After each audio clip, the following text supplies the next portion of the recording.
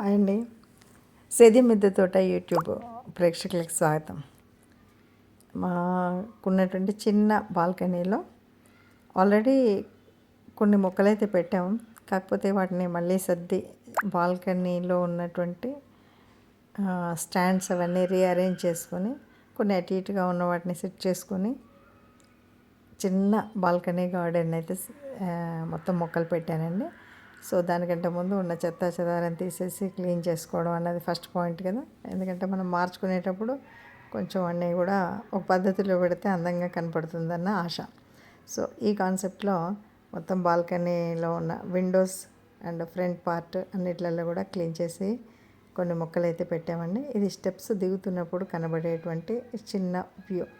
ఇక్కడ తులసి చెట్టుతో పాటు కొన్ని 3 హ్యాంగింగ్ ప్లాంట్స్, మిగతావి చిన్న మొక్కలు. ఇది చిన్న స్టాండ్ అండి. దీంట్లో మనకి 6 మొక్కలు పెట్టేటువంటి చిన్న పాట్స్తో వచ్చింది. ఈ పైన విండోకి హ్యాంగింగ్ ప్లాంట్స్.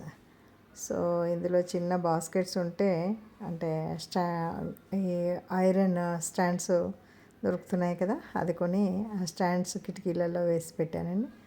ఇక్కడ కూడా అంతే. మొత్తంగా ఇక్కడ 2 స్టాండ్స్ పెడితే 8 పాట్స్ పట్టాయి.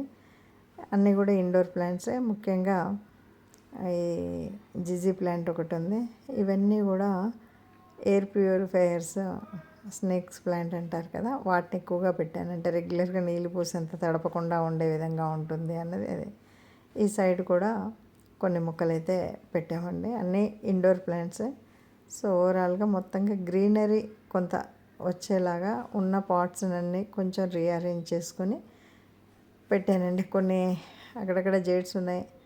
ఇవన్నీ కూడా హ్యాంగింగ్ పాట్స్ కొన్ని హ్యాంగ్ చేశాను, కొన్ని స్టాండ్స్ మీద పెట్టాను. సో కొన్ని ఈవెన్ మెట్ల మీద కూడా కొంత సైడ్స్కి అయితే కొన్ని మొక్కలు పెట్టాను. ఇది ఈ స్టాండ్ మీద నుండి పైకి ఎక్కేలాగా పెట్టాను. అన్నీ ఇండోర్ ప్లాంట్సే. అన్నీ కూడా ఆక్సిజన్ ఎక్కువగా ఇచ్చే ప్లాంట్సే.